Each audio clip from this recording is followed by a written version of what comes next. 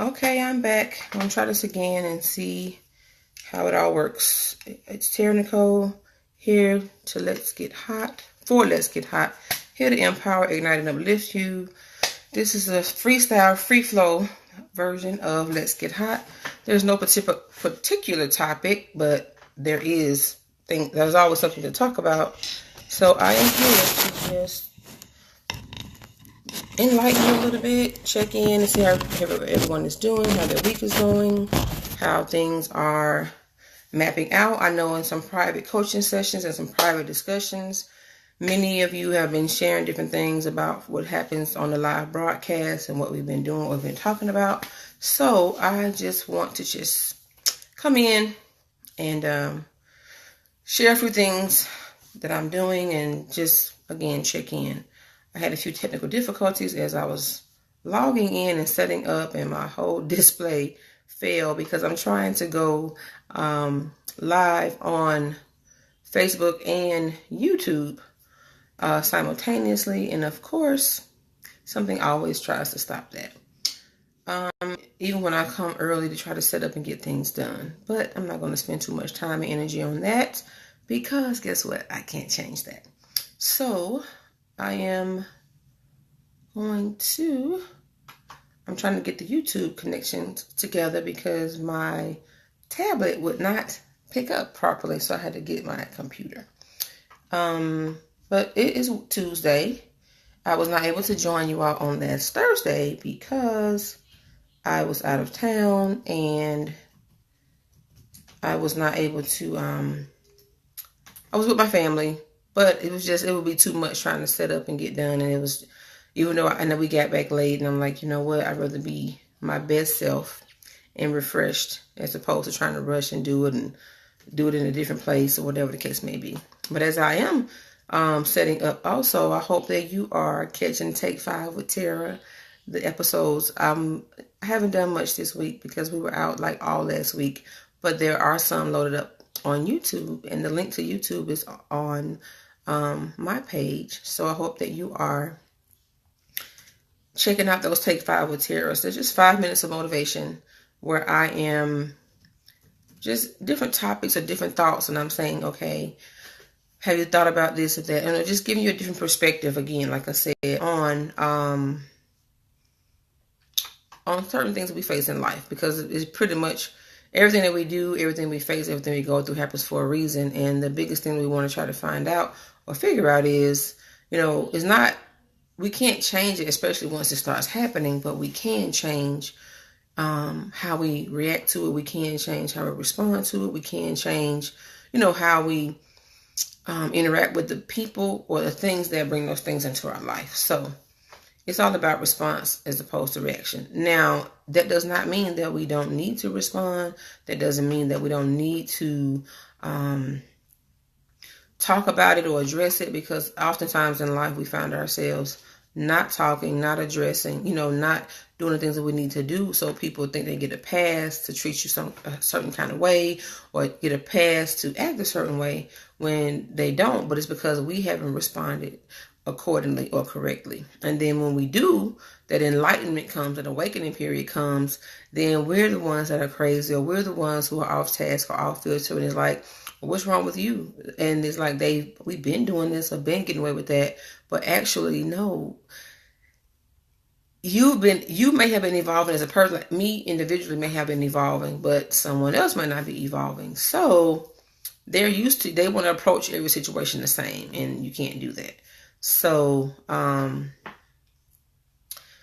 with that, it's all about facing your truths. It's all about owning your truth. And then it's all about giving people their stuff back, not carrying what doesn't belong to you. And oftentimes we may find that, for example, we are more concerned or consumed with what will happen if we do this or that when it comes to the other person. But more importantly, you have to start thinking about, if I don't react, if I don't respond, then how is that going to affect me? How is that going to affect my children, our livelihood? And we do get tired. I know I have been, but I'm in a place of freedom. I'm in a place where I'm not really worried about that. Like, I'm not worried. Okay, let me sort of say it this way. if we are both in a situation and you know more than I do what the consequences are because you're in the situation. If you're not just as concerned about it affecting you, if I'm more concerned than you are, then it's a problem. So why should I hold back and jeopardize what it is that I'm having to do or, get done for your safety or your concern when you're not overly concerned yourself? So the thing about it, this is what I mean by giving people their stuff back. But only your truth is saying this is happening or this is not happening. And it's also about, not allowing, it's also about like not worrying about what people think, what they say, if they feel, how you're going to look or feel, because it's all about freedom. It's all about freedom. I'm in this challenge, Clutter Free Society. I'm in that group and with my coach, and it's like June is new January. It's time to reinvent yourself, mind, body, soul, and spirit. So if you're going to reinvent yourself, that means that you are going, and it's not about being who you're not, but it's about being who you are. And it's like, we're halfway into it. We're halfway into the year. We're halfway into, we're halfway in it. We're halfway through it pretty much. And in the 6th month, I did a post about what number 6 means. It's the number of man, but it also is we're not complete. We need people, we need resources, we need God, but it's just like this, Jesus did the 6 pots at the wedding. He said, but if you release, you let go, or whatever the case may be, you have to, hold on, I'm sorry, it's saying that they can't see me. But you have to just face your truths, face the facts. You have to give people their stuff back. You have to decide and do what's best for you. Do what's best for you. You have to do what's best for your highest and greatest good. And if that means that somebody's going to be disappointed, if that means that somebody's going to be hurt, if that means that somebody is not going to be happy about a decision that you've made, if that means that, somebody is going to talk about you or lie on you or be mad at you, so be it. Because it's not really about you proving them wrong. It's about it's about you proving yourself. It's about you doing what it is that you need to do. It's about you doing what it's going to be for your highest and greatest good. And I'm having some technical difficulties over here. But anyway, I'm trying to multitask. My tablet is again, hey Jessica, hey Unique. My tablet didn't cooperate, so oh my God, now this is not working anyway. So let me get back to what I'm talking about. That's a fail. I can't do anything about that. So let me readjust myself here and come back. I don't really use my computers that much. I'm using my other technologically savvy things. So those was been working. So anyway, let me get back to the point at hand. So what I'm saying is this: it's just a freestyle, free flow. Things I've been thinking about. I didn't get on last Thursday. It wasn't convenient for me. But in prayer and with our prayer groups and just thinking and talking, it's like, hey, when we are having conversations, or if you're in your quiet time, I hope you have quiet time. But if you don't, the question is this: like, what are you doing? Hello, Anita. The things like what are you doing? Like what's holding you back? The other question is like, what's keeping you stuck? Hello, what's keeping you stagnant? The Bible says to be content in the state that you're in. Yes. But the other question about it is this, like but we're not supposed to be complacent. We're supposed to be content, but complacent. Complacent means that you're not trying to make another move. You're not trying to make it the next move your best move. You're saying that this is the way life is and you're going to settle for less. And you might not even think it's less. But it's like you're not allowing yourself to be open, in talking to people and their coaching calls and different things.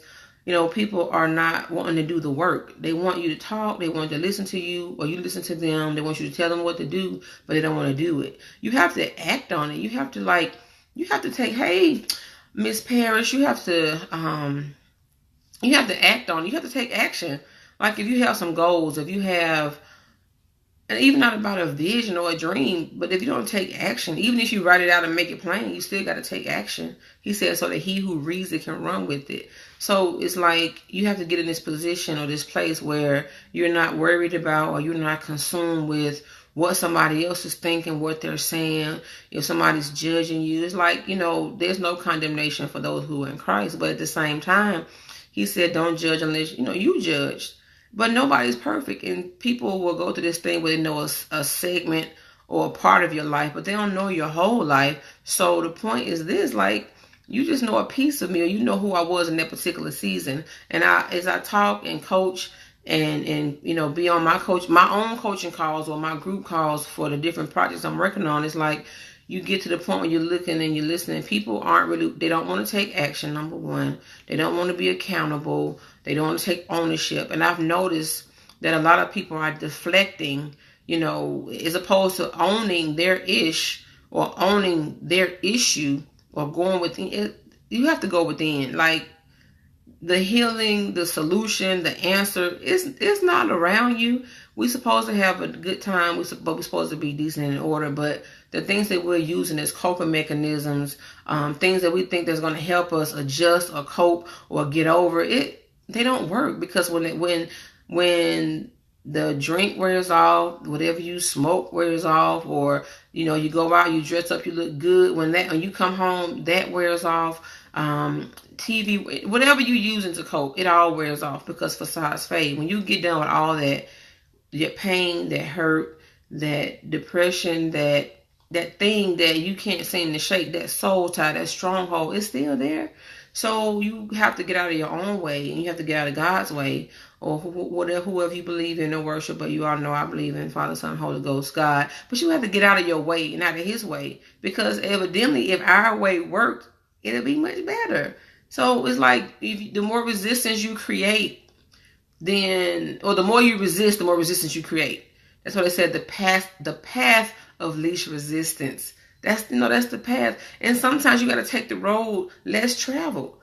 Even though sometimes being an entrepreneur or switching careers, switching jobs, and we want relationships to work, marriages to work, but guess what? They don't work. Jobs, partnerships, they don't. So you got to sometimes take the road less traveled. That means you got to step out. That means you might have to do it by yourself. You might have to be isolated for a second. It's scary. It's like, hey, Raven, it's scary. It's weird. It's unfamiliar, but you got to become comfortable being uncomfortable. I read the post. It was like, people don't letting go. It's the easiest. It's like, holding on is easy and hard. It's the hardest thing to do. It's the easiest thing to do and the hardest thing to do. It's like you got to figure out the right time to do it, the right time to let go, the right time to move on. But it's like but we know it, but we're afraid of it. And sometimes we get so familiar, even in the chaos, we get familiar, because I used to say, well, I know this crazy. I may not know, but I don't want to learn new crazy. We don't want to go through this. We don't want to go through that. We don't want to relearn people. But if where you are, hey, I love you too. I miss you too, Raven. But the thing is this, but if where we are isn't making us, okay, we are fulfilled on our own. No one can complete you. But if it's not adding to your life, if it's not fulfilling some things, if you're not adding to it, if it's not an asset, then it's not good. If you're stressed, worried, I don't care what it is, job, relationship, marriage, friendships, if you're stressed about it, if you're worried about it, you toss and turn, not getting no sleep, wondering if you love me, what if she loved me, what if this, what if that. I was just listening to something earlier when I took my niece they went to the playground. I'm really trying to wear them out because they've been running around busy all day, but it's fun. And for some reason, this season of my life is about my business and my family, and just enjoying, hey, with Tasha, and enjoying that and building that, because it's like, the more I think about my sons, I'm going back to my point, but the more I think about, hey, Lynn, the more I think about them growing up, and I'm still in my mind getting adjusted to Malik being 20, and I had to watch, but he's still humble, he's still my son, but I have to watch how I say or what I say to him. And I'm like, oh, he's 20. I mean, it hasn't sunk in. I'm like, Lord, it's just 2 months. Lord, help me. But, but he don't have the attitude like I'm 20. He's not like that. But what I'm saying is, I'm 1 year away from emptiness. So I was starting thinking, like, But time is not waiting for us. You know what I mean? Like, we waiting to get started. We waiting to get our business going. We waiting for the other person to validate us. We waiting for them to justify. We waiting for them to applaud us or push us. But you got to start on your own, because no one starts in an excellent place. No one starts in a perfected place. No one starts on level 3. You got to go to level 1. And if you do go to level 3, then first, it's a long way down, because it's something that you missed. That's why if you ever pay attention to, like, we watch like the superstars or people, know, famous people or whatever the case may be, who inherit this fame or this wealth, and we who are in position to acquire the wealth. I had to watch my words because we're walking in wealthy places. But we want to acquire that wealth. We want us outside looking in like, how would they mess that up? How can they just, like, why they strung out, or why they can't get it together, or why first of all, we know money answers all things, but it doesn't fulfill us as human beings. It does add, it does make it easier. It does, it lightens up things in our life, but it's not the answer. It's not the be all end all. But the other part of it is, when you work hard for something, or you build, like I said, my blood, sweat, and tears, when you build it, you feel differently about it in that instant. If something happened to it, or a collapse, or you lose it, you feel different about it then, as opposed to something somebody gave you. If you ever watch your children, I used to watch my students all the time. I lost my cell phone. I'm like, your mama gonna get you? Oh, or I'm like, you not mad? Yeah, I'm mad, but I ain't paid for it. But then when the student who lost their cell phone, who worked all the time and had to pay for their own phone, their level of anger was way higher, or it was worse than the one who somebody else gave it to them. So it's like, you don't want to be attached to things, but we have, because attached to the point where you have a tight grip and you don't allow nothing to come in. But the other part of it is, we are attached to certain things, things we work hard for. It means something to us. If you start a business, or you create a product or a trade, or even our children, we like, oh, wait a minute now. I play about a lot of things, but I don't play about that, or I don't play about this. Well, this is my baby, this is my vision, this is my dream. And people who don't want to partake in that, we often, we have to get to the point where we're like, okay, bye. But you can't give it up or let it go, because those people won't get on board.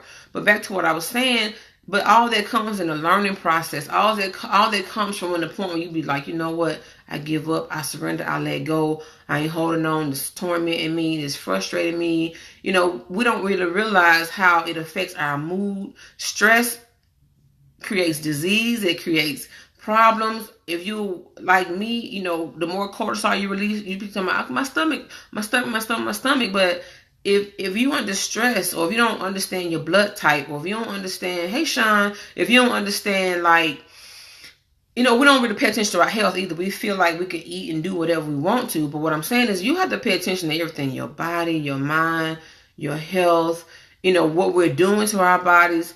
Do you all know that your liver, like, holds all your emotions? Like, when I go get my foot detox, my foot detox, hey Sean, she was like, ooh, your liver was detoxed. But I learned about the liver being taking all the emotions when I go to this lady here named Shauna, your vitamin lady. She's an herbalist, and she can tell you, like, I don't care what's going on in your body, what you have going on. She can tell you natural ways to get it done. But where I go for my alkaline water and my foot detox, and even when, she's like, you got inflammation, you're dehydrated, or you got heavy metal in your body. She's like, I don't even know how you thinking, because heavy metal affects our brain. She's like, are you taking supplements?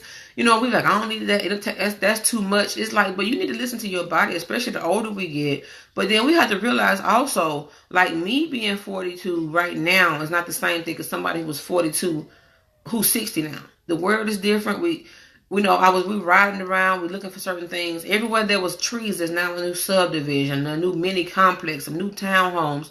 Like, we cutting down and building. We putting more things in the air. Our food is getting produced quickly and quicker than ever. Even the organic stuff, they say you have to watch that. So my point is this: like, if you are not, I don't even say religious, if you're not spiritual, have like a grounding, then all the stuff that we can't control affects us. But what are the things we can control? It's hard to walk away. That's why it's called tough decisions, to walk away from things. You don't feel like you're disappointing anybody or letting anybody down. But my point earlier was this: but sit back and think about it, like, who's letting you down?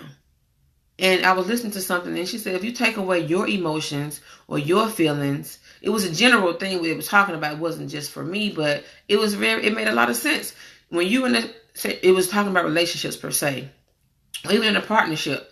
If you take away the illusion of what you thought it should be or what you wanted it to be, or you take away the illusion of how you feel, because oftentimes it's how we feel that keeps that thing pumped up, not the other person. And she was talking about how they get up on this pedestal that they don't even deserve to be on, but we put them there because of our energy and effort that we put into the situation, male or female, because nobody's like exempt, and like nobody's exempt to be on the receiving end, nobody's exempt to be on the giving end. So it just all depends. But what I'm saying is this: she's like, but do you feel loved? Do you feel like they love you? And I was like, oh my God, that makes so much sense. And even though I have worked myself out of my situation, and I've been working it out, but it's just that final decision, that action, like, you know what, done. Like, can't, period. Ain't no negotiating, ain't no trying. But it wasn't about the person, it was about me, my enlightenment, my reawakening. I've talked about that on previous broadcasts or going live. It's like, it's never about the other person. It's about you. And they only do what we allow them to do. They only do, I don't care if it's your children. Hey, Carol. Hey, Renee. It doesn't matter if it's your children, your ex-husband, your ex-boyfriend, ex-girlfriend, your job, whatever field you work, your employees, if you're the boss, if it's your friends, everybody treats you the way you allow them to treat you. And oftentimes we're in our mind, in our head, we're like, well, I don't want them to think this. For me, I choose to live a certain lifestyle, and I still do, but I found balance in it, because sometimes we grow up a certain way. Hey, Renee, we grow up a certain way and we have these beliefs, but that's because that's all we know. So it's kind of like we're sheltered, or our thoughts are structured based on that one concept, that one idea. And like when I still go every now and then when I feel like I need to just have a moment to my therapist, but she was like, differentiation is key. You take what worked for you and you use it, and what didn't, you leave it there. She said a lot of people have a limited scope. They think that their way or the way that it's been done is the only way to do it. But no, it's not. You don't have to mimic the same behavior or mimic the same routine, the same structure, or whatever it is. If you choose to do something different, raising your children or your work ethic or going to school or pushing or doing this, whatever, it's like hey, Connie, you have to figure out what works for you. You have to find balance. But it was, and then, we were talking today, my mind is always on thoughts and creativity. And it's like, only thing that should be in a box is a gift. That's it. You can't let people box you into it. Because you choose to live a certain lifestyle, because you choose to be a certain way, you can't let people box you into that. Because the day you decide to do something different, their world collapses. You're like, yours does too, but you've made a decision, but their world collapses because they're like, oh, Tara, don't do that. Oh, I didn't know you did that. I didn't know you were so silly. Or I didn't know you do that. Hi, Connie. I didn't know this. And you're like, well, I do. But it's like you come out, and it's like, but you can't let people push you up against the wall. You got to figure out that pressure buster pipe is real. And if you keep letting people push you back and back, and okay, I had expectations for me, my goals, my life, whatever. I mean, God he had to rearrange some things. He had to break it down, my self-sufficiency. But it was more so a thing of my thoughts about when I grew up, like what was going to happen, what wasn't going to happen, what I was going to have, what I wasn't going to have. If I do this, this, and this, and this, then I knew this was going to happen, and da-da-da-da-da-da. You know what I'm saying? But it's like, by the time I'm 30, I'm going to do this, that. But at 29, everything was collapsing. Getting a divorce, had a foreclosure, I'm moving, I live in Georgia, family in Alabama, job, wanting to leave there and transfer. But it was like, and in it, I didn't really realize what was going on, but money, I'm just like a planner. I still am, but it's like right now in my life, I'm being divinely led. And when I say that, I mean like I had A, B, C, and D. And so I read this book, and maybe an E if I needed it. So it was like, but the situations that was going on in my life personally, it was causing everything that I had set aside for my safety, for my security, for my, it don't matter what you do, I got it. Don't worry about it. But that whole rescuing, like over functioning, like I said, I had my take 5 with Tara was like claim your part. 50-50, 80-20, 70-30, 75-25, whatever. 85-15, whatever your part is, even if it's a good intention. Like I said in my thing was I fixed it. I rescued. If some ex-husband did something, I found I did something to fix it. This and that, then I fixed it. But when the point came where I couldn't fix it and he couldn't believe I couldn't fix it, it was a true faith walk. But both people were sitting there kind of like, he like, I know you. I'm like, I don't have no money nowhere. Ain't nothing hid. Not that I hid it, but I would just make a CD at the bank or put someone over here and don't touch it. Can't touch it for 6 months. Let it grow. I mean, just always a business mind. Like me and my Aunt Renee, when I was younger, we would always talk about business stuff and do certain things. But I would be in class, being in school, learning about different things. So it was like, okay, if this over here, then you ain't got to worry about that. But the bottom line is that all that stuff is good and great, but it doesn't exceed or excel God. His timing is the perfect timing. We plan these things, but life happens, and you, even if you say, well, my thing was, I've been good. I ain't give my mom no trouble. I went to school. I did my work. I ain't get in trouble. I didn't do this. I wasn't in the discipline office. I've been faithful. But, okay. But being good doesn't exempt you from life.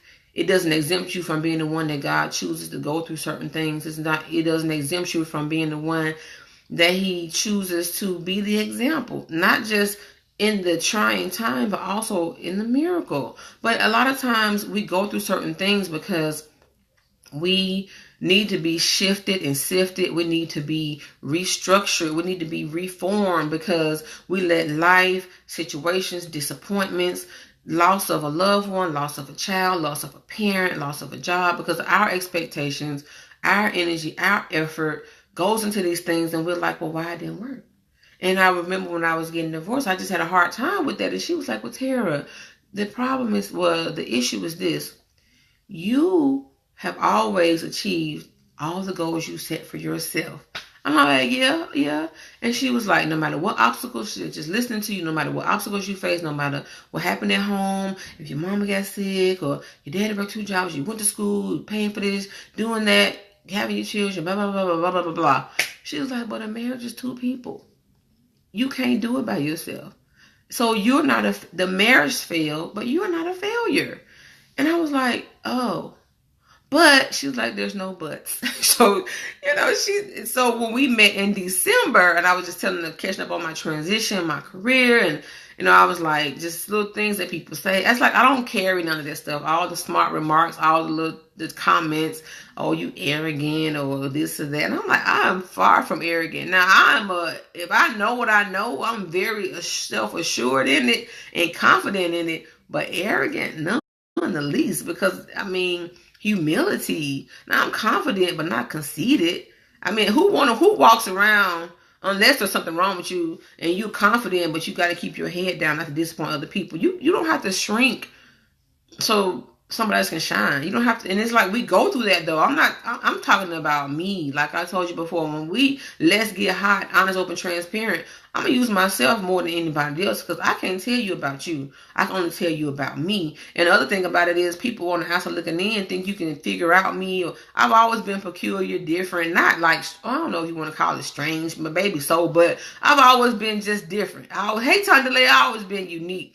So even as a child, but I always had a plan. I've always had my mind set on the future. Now I had to reel it in some, and so this thing she gave us about one day at a time, one thing at a time. Because my mind would be 10 years away. And she was like, Tara, what's this year, right now? But it all came from over-functioning. Overachieving, yes, which is good and bad, but over-functioning, rescuing. We talk about, I go home a lot. Every time something happens in Birmingham, I hit the road. She's like, you can't do that. That's over-functioning. You have to find balance in your life. You have to figure out what works for you, what doesn't work for you, and stick to it. We don't want to disappoint people. We don't want to let people down. But you got to also make sure that you're not letting yourself down, not disappointing yourself. And as I mentioned in a live before, I was like, I'm in my reawakening, in my realignment. And that's how we know things in our life is off kilter, because everything around us is crazy and chaotic. And then we're the common denominator. Then we got to take self-inventory. You got to go within, and then you have to figure out what's wrong with you, what's happening with you. Why is this happening? Why is this happening? And then what's the purpose? Because sometimes it's not really for you. It's for someone that you're going to encounter later down the line. But you also have to figure out, why do I do this? And we talk about it in our group. We talk about it on our prayer circle. But it's like, and even with me, I was like, well, why do I attract this type of person? Or why am I this way? Or why do I think that way? But it really, the Soul Ties Detox program took you got it. We think soul ties come from being with people or having sex or do whatever, but it really comes from what happens to you growing up. You got to go back and fix, because those are the things that shape our thoughts, our minds, how we view people. You know, I always used to be like, what you want? Which, you know, and especially with your experiences, you think people have to get you or try to take from you or whatever. But you have to go back and do self-inventory. But you have to go back and you have to go within and allow healing to take place. If you don't do that, you're going to keep approaching every situation in your life the same. And if you find yourself in what looks like a repeated situation or a repeated type of, you know, a feeling or whatever the case may be, then you have to figure out, okay, what am I supposed to learn here? What did I not learn the last time? But if we keep approaching it and doing it the same way, every opportunity, we're going to miss it. Like we were talking, you don't want to miss your season. Don't want to miss your opportunity. You know, sometimes people say, well, this is how I am. And this is who I am. And I don't care. This is just me. Well, you might need to change that. You don't have to change for people. But if it's something that's blocking your blessings, if it's something that's blocking the breakthrough that you need, blocking your healing, blocking you from receiving help from people, or just a favor that God wants to give you, then you need to check it before you wreck it. And some people, and most of the time, we're guarded or we're shielded because we're hurt. We don't want to be hurt again. I never knew. I used to always do this. And it took the guy at the cell phone stand. They're like, why are you defensive listening? I'm like, I'm not. He said, your arms folded. I'm just telling you about your cell phone. I'm up here like this the whole time. And then I started studying body language. It's the simple things. You know, it's just, hey, Devani. It's like, you know, I never really studied body language. I know my face gives me away. I have to really work on my face. Because I'm like, I'm good. But my face be like, no, she ain't. Or, so I have to work on my expression. Or I see something and I be like, now that's obvious. But the other part is sometimes my face is like, I be trying, my grandma would say, get your fake smile on. But even with my fake smile, it might not work. So I'm not saying you got to like do it, but I'm just saying you have to look at what are you doing wrong or what are you doing so not so right that's preventing your right from coming. Like, and then you know what? The other part of it is this. People are people. We're people. Don't put them on the pedestal. Don't let them put you on the pedestal. You know what I'm saying? Like I was mentioning earlier about exactly, shake it before you wreck it. But even what that, I was talking to my mom earlier and just sharing some things with her about some things that came out. I'm telling you, the more you withdraw, and not even just withdraw from, like, I'm not saying hermit-like, but I'm talking about go within, pray more, meditate more. You asking God to give you answers. Now, one thing, the caveat is this: you cannot control how He answers you. Like you can't control how the response, it's answered, but the answer comes. But my point is this: is I was showing my mom, I'm like, you know, sometimes you just don't understand why people do certain things, or you know, certain things we go through. You know, people deflect. You know, you telling them about something, not just say a conversation, and they're sharing with them about what they remember they did or how this affected them. And so I was back, my ex-husband, my kids were saying something to him basically, and then he said, well, did you know your mama did this? And we like, I didn't know at first, but when they told me, but I'm like, first of all, I don't need you to tell my story for me. I can tell my own story.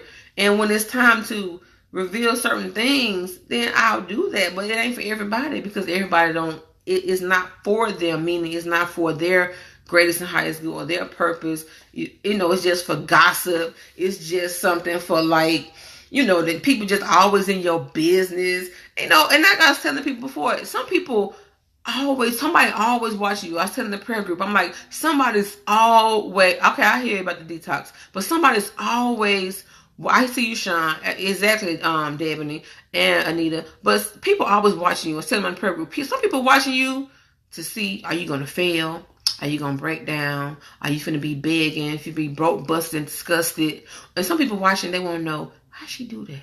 How they get into that? How they overcome that? Well, how's she still standing? How's she still doing this? Some people like, I'm going to tell you one thing about me. Everybody, my family is on here and my friends. I do not do well with being fake. Now, I may try to cover things if it's something going on. Because, relationships or friends, whatever, we mad today might be all right tomorrow. So you have to be careful with that. But when I tell you faking the funk, hey, Keisha, I can't do it. And they know it. That's why they be like, go get Tara. She'll tell them. And I was like, don't be using me now. Don't be using me. They be like, go get Tara. She'll do it. Go get Mama Tara. She'll do it. And I'm like, first of all, before I was even a mom, they be like, oh, go get Tara. But that's the way I think. I always present something from a different perspective. But I don't do well with fake. If I don't feel like it, I'm not going to do it. So all that to say, my posts, my videos, coming on here on Thursday night, I can't be fake. I can't be like, hey. And if I'm feeling bad, or even though I am feeling bad, I'm at that place. And my grandmother was talking to me the other day, and she was like, it's like this. She said, something about you is changing. I'm like, I know. And I know it's a growth and a maturity. Shut up, Keisha. They started this in Talladega. Here come Mama Tara. Because I'll be like, don't do it that way. We need to do it. Did y'all think about that? Well, what if you do it like that? Do you know what can happen if we do this or do that? And they be like, dang. And in our older lives or more mature set, they're like, yeah, let me call Tara and ask her. When I be like, y'all used to try to make fun of me about that. Or call Tara, she'll pray. But when we're in college, they're like, why she reading the Bible? She sad? Something happened? They're like, no, she just do that. But I never was ashamed about any of those things. But when you get to a certain age, it's like you don't want people to feel condemned around you. But at the same time, I'm like, this is who I am. So you return to this like childlike faith. So what I'm saying to say this, my beliefs, what I think, what I feel. I'm like, well, I don't have the answer, but I know it's going to come. I don't have all the money, but I know it's coming. I know there's going to be a resolution. I know there's going to be a resolve. I know I'm not going to fail. I know I'm not going to lose anything, especially if God gives it to you. He said, because the Bible said the blessing of the Lord can make you rich and add no sorrow. So if he blessed me with my house, I'm not going to lose my house. If he blessed me with my car, I'm not going to lose my car. And anything that is taken or that we lose, then he has the power to return it and greater and better. So when I lost my first house, it was because I feel like I worked hard for that. I'm like, this ain't what life is about. But and how I grew up, my mom and dad moved. When we moved out of that house, they moved into their new house the same year, since 5th grade. So I'm a firm believer. No matter what goes on inside, not that it was horrible, but we had struggles, we had challenges. My mom got sick, my dad had to work. I'm the oldest of 4, and I'm not a panicky person by nature, so I ain't gonna freak out automatically, no way. But it just was a lot. And I started working at 15, but we had structure, we had stability, we believed in family, we eat, lay on the floor, laugh and talk. It was a place called Catfish Cabin in Birmingham. Boy, we was doing it. We went to Catfish Cabin. That was like, yes, that was like going to Papados or something.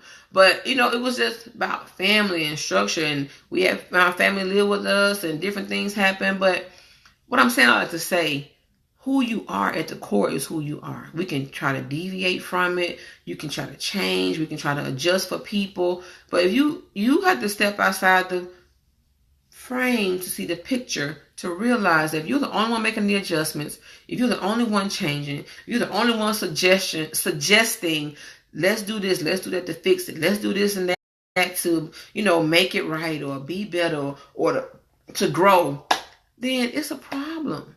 And it's a problem because you're the only one changing. That person is not.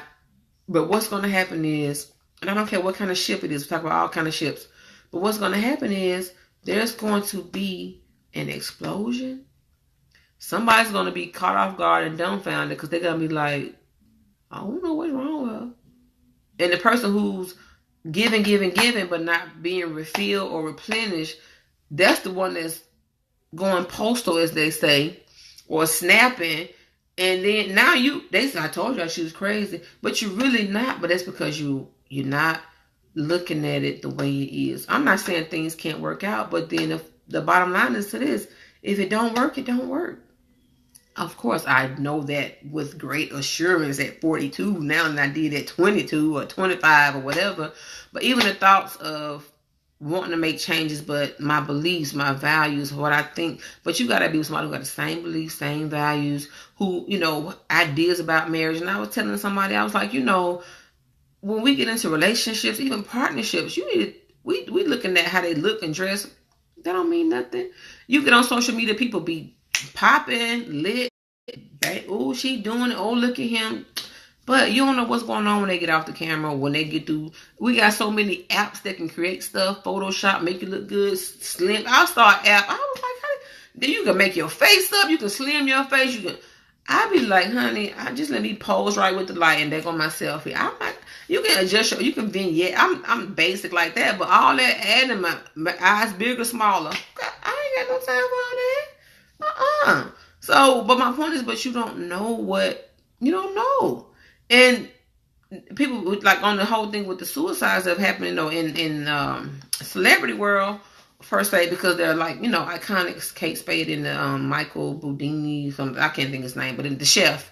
What I'm saying is, but I had really watched TV. Now let me say this about TV. Hey Sonya, I don't condemn people who watch TV. I just learn from research, and I've learned from just studying and becoming an entrepreneur. Is like you have to make an adjustment. That's what life itself. You have to make adjustments. So my DVR may get full. I may take a Saturday or a Sunday or just one day and sit still and catch up on my shows. But a lot of shows I don't even watch. Again, no condemnation to nobody, but it's not really, hey Sonya, it's not helping me. Hey Karen, it's not feeding what I'm trying to do. I'm trying to strategize myself, my life, my legacy for my kids and my children and my children's children, so that when I die, I've given back, because I've always been a server. Everything I've done, and it's not always about making the money. But what I'm saying is, but it is about that, because I don't want them worried about, what we gonna do, because mom ain't here. They're gonna be successful. I hope they do. They're gonna do better than me, because that's what is supposed to happen. But at the same time, you have to make adjustments. You got to make a plan. And then we wonder, like, I am not against this. Again, anything I say is not a jab. Exactly. It's not a jab. It's not a condemnation. It's not a stab at anybody. But what I am saying is this. If you're not watching what you're saying, watching what you're watching what you're doing, you allowing everything to come into your life that is not helping push you where you want to go. I was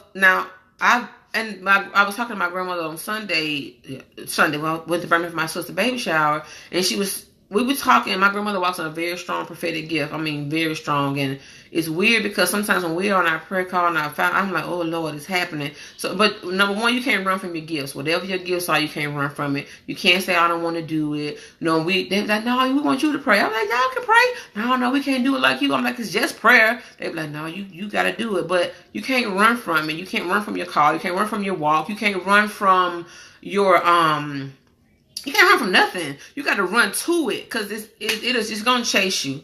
But then you don't want to miss your season, because God is a gentleman. He ain't going to force you to do it. But it's just like, if you want this greater life and better life, then watching TV or you can be on the phone. I know people just all day.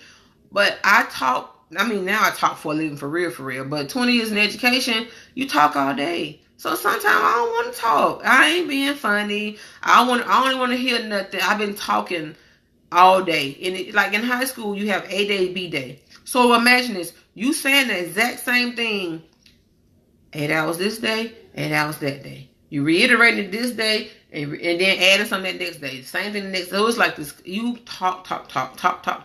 In addition to, you're a disciplinarian, you're the banker, you're the counselor, you're the police officer, you're the detective, you're the peacekeeper, you just all these other things. And then you're at the same time saying, Lord, please don't let me respond or react to these children. We have some we call our license losers. Certificate be in trouble because there's no structure nowhere else. So my point is this, don't get too far to the left. You have to have structure as an entrepreneur. Now, if you go to work not against none of that, because I did it, but I used to sit at my desk, especially when my room was in another location, look out the window, and I'm like, well, dang, They sitting over there. They riding the bike in the park at noon. I'm running to get a sandwich and get back before the bell rings so I can go here again and talk to some kids who don't even really want to be here. But it's like this freedom that you have. But being free does not mean that you can't have structure. Now, one thing I learned, I noticed about myself anyway, but I realized even more, I'm like, I got to have a schedule. I got to have structure. I need somebody on me. I need somebody saying, did you do this? Did you do that? That's why your relationships are important. Not just your marriage or your companion. That's very important. Whoever you spend the most of your time with, it's important they push you like you push them. But your friends, I don't need an amen corner. I mean, I do, but I don't. T, no, T, don't do that. T, now you know, my friend at work, she's like, don't send that email yet. You all over that email. She's like, put this little, I hope your day was well. Because I'm so straightforward. Like, you asked me a question, I answered it. And you waited for you to say something. I'm like, I just answered you. I'm not really a fluffy, chatty. Now, when I'm with you, we cool. I am like, I'm a ball of fun. But I'm not a small talk. Like, I'm like, I don't know you like that. Like, I'm cordial. I'm not doing, hey, everybody, here's coffee.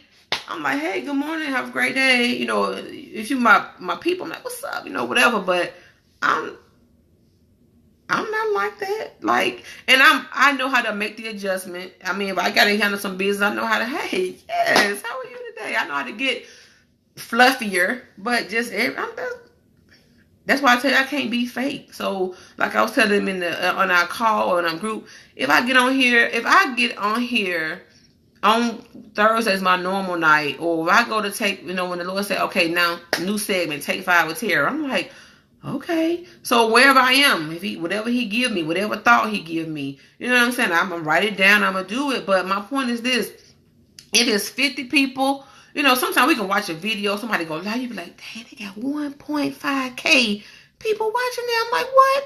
How you looking? But it's like it's a process. Why he gave me this thing, you know, progression over perfection. It's a process. Nobody starts with excellence. I'm a quotey person. Like, I've been redoing my office. Every time I go, I find a new quote. I find a new, it's going well, Sonya. I find a new thing. But this is the thing about entrepreneurship as well. And even your business, your job, whatever you're doing, it's like, it's so much information. Think about this real quick. Like, if you go to the grocery store, and I mean, of course, we need advancement because the world is advancing. But you ever looked at the deodorant? It's like 50 types of, you'd be like, I just want some deodorant. Stay dry, light dry, chemically dry, no dry, 18 hours, 12 hours, 24. I'd be like, oh, what happened to just Secret, Dove, Degree?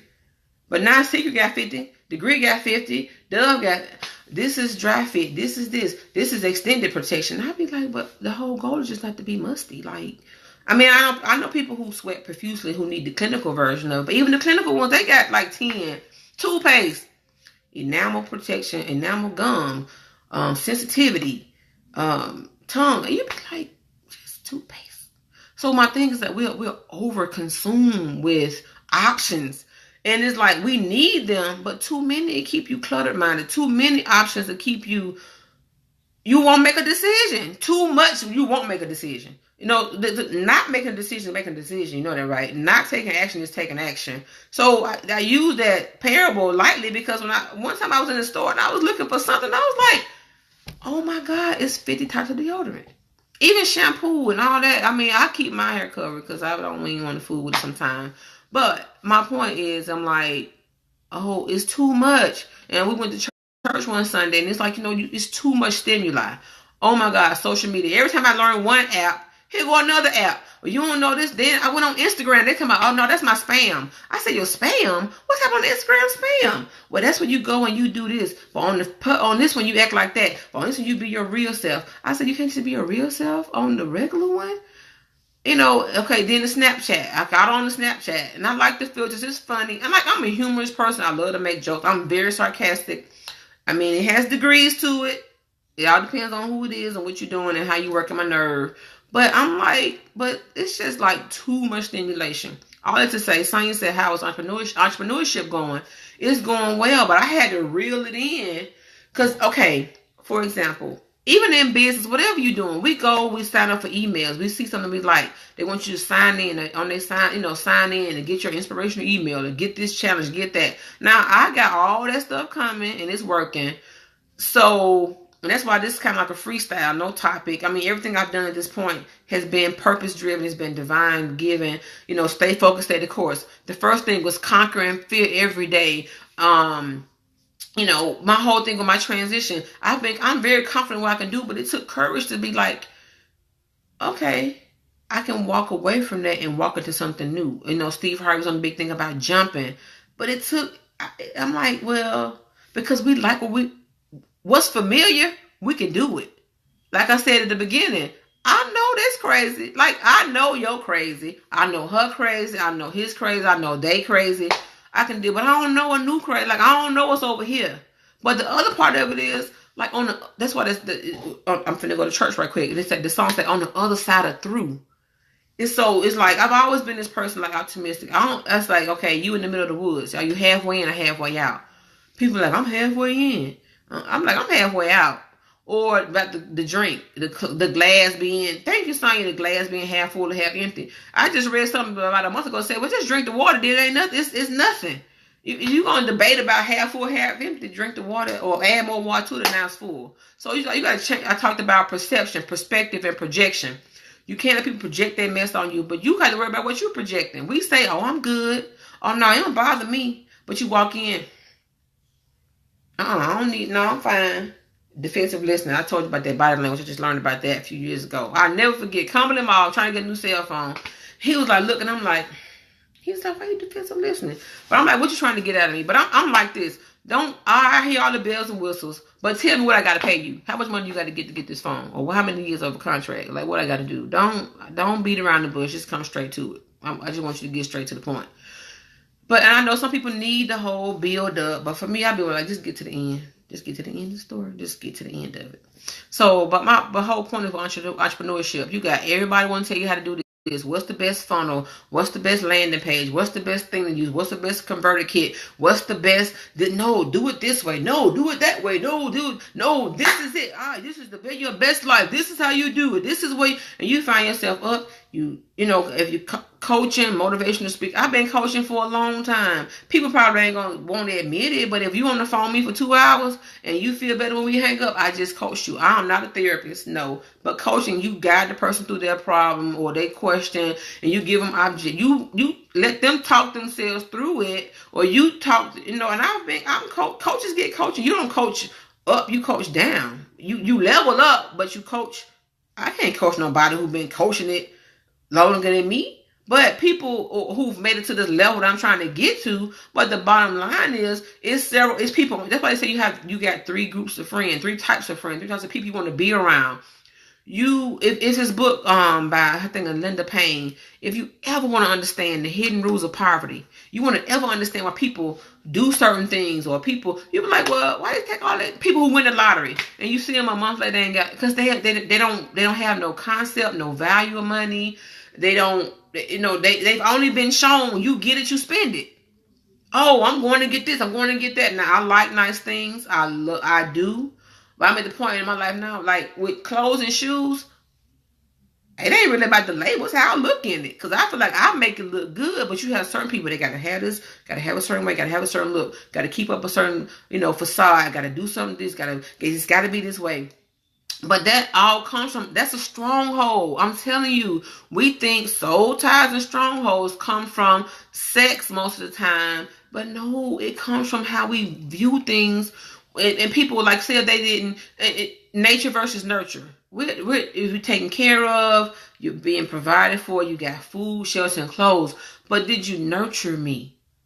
People, that's the part that's missing. So when people act a certain way, or they're over seeking attention, or they're over giving, overdoing. Now I'm a giver by nature, but it's like this constant thing. It's all about how you develop this idea of what love is, what it looked like. For a long time in the past, I associated love with pain. I'm like, well, it must supposed to hurt because this is what it feels like. But then you become guarded. You become nobody gonna get in. But then you got these walls built up. You got this hardened heart. Everybody else who come after that situation or that person, relationship, whatever it is, don't limit yourself on what it could be. But what I'm saying is this: all these barriers we built up, guess what? You can't get out and nothing can get in. Now you have to have boundaries. No. Let me come back now. Boundaries are your friend. That's how you keep people from running over you. Boundaries are for you and them. Boundaries for you helps you say no. Thank you, Sonya. Thank you, Karen. Boundaries for them, let them know, don't play with me. And like, I've gotten to that point, but if I tell people, don't play with me. And I was telling my mom earlier about my son, my oldest son, who gets mad.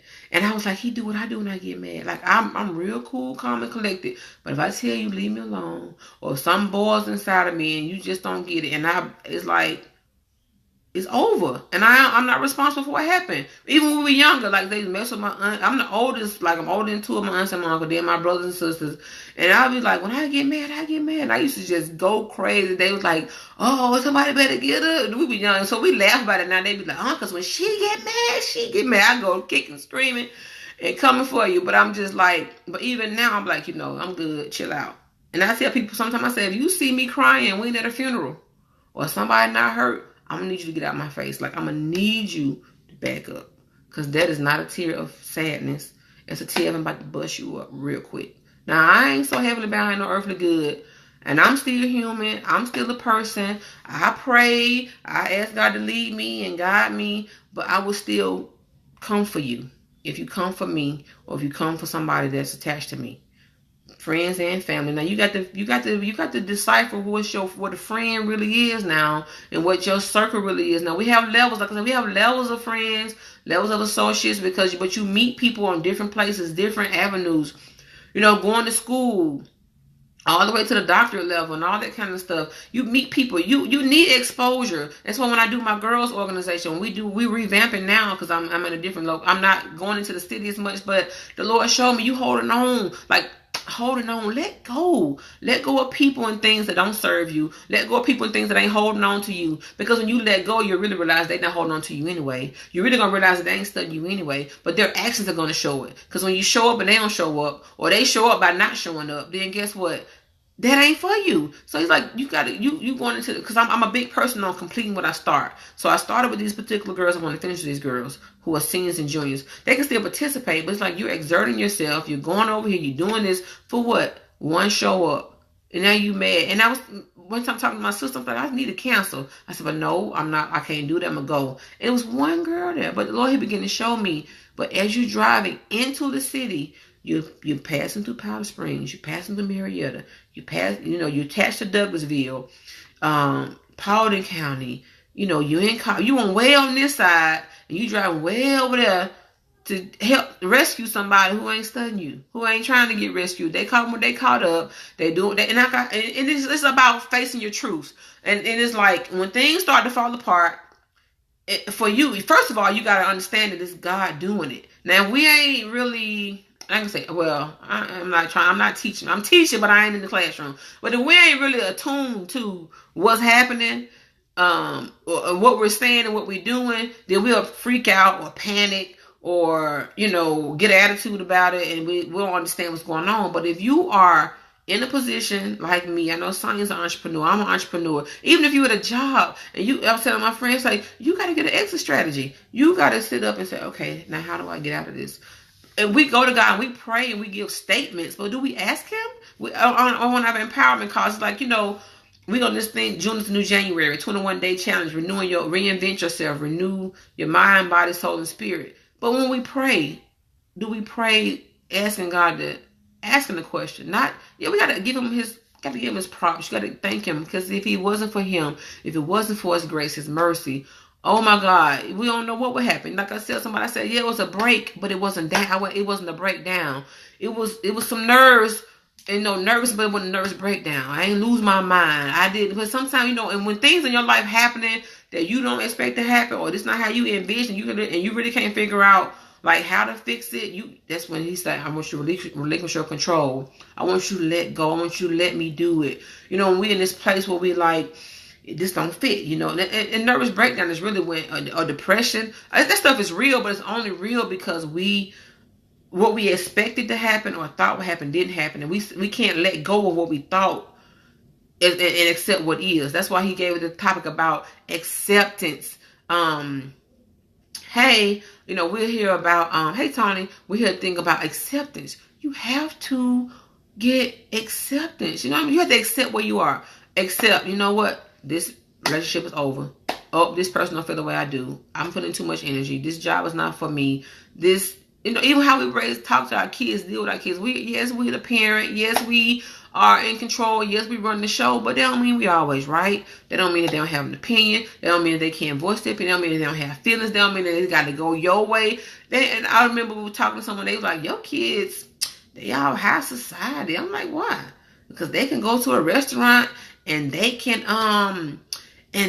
say you exactly what they want. I said, well, it's called decision making. If we don't teach you how to make decisions at a younger age with simple things, then what are they going to do when they get older, when they get caught up with peer pressure, or when they get caught up with, I'm sorry,